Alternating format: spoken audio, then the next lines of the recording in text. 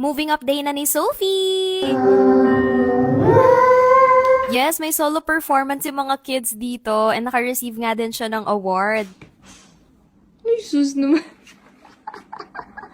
From pre-K nga, moving up na kami to kinder. Grabe, ang bilis ng panahon talaga. Kita ko nga yung mga videos ni Sophie nung una siyang nag-join dito sa school na to. Tuwan-tuwa pa siya sa stamp, tapos ayan, linggo ng wika. Ay sus, ang sarap talaga balik-balikan ng mga memories niya dito. Anyways, ito pala yung setup sa moving up ceremony nila. Royal red carpet kasi yung theme. So, yung mga outfit ng kids, talagang mga naka-gown, mga prince, princesses. Ang gagaling ng teachers ang creative nila dito. Lahat pala ng kids makaka-receive ng award, pero iba-iba yung title nila. Thank you pala sa grandparents din ni Sophie for making time to attend yung moving up day niya. Something na na-realize ko nga din is, ito talaga importante sa mga kids natin. Yung mag-show up tayo talaga for their special day.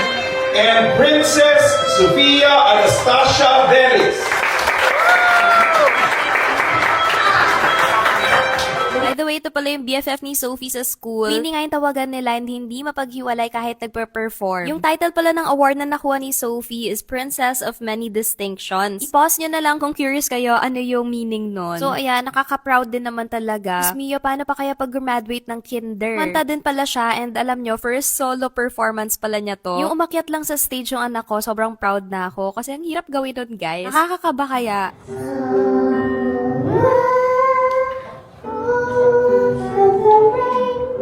Oh, sorry, hanggang doon lang kasi baka ma-copyright tayo. Ipopost ko na lang siguro sa stories. Thank you din pala sa mga teachers niya for sweet nila sa mga kids. Ang pinaka nagustuhan ko is yung values na ini-import nila sa mga bata. Hindi lang puro academics. Tawang-tawa pala ako, isang teacher niya umiiyak na. Ayan, tuloy umexit si Sophie.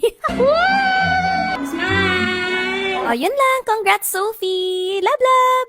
Moving up day na ni Sophie! Yes, may solo performance yung mga kids dito and naka-receive nga din siya ng award. Ay, sus naman.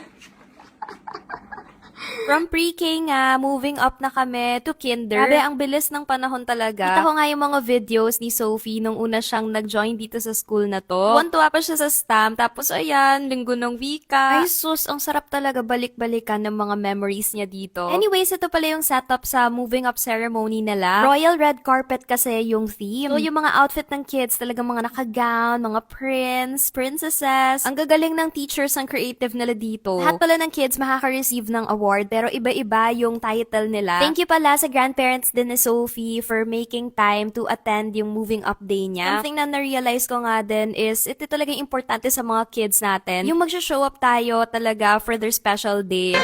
And Princess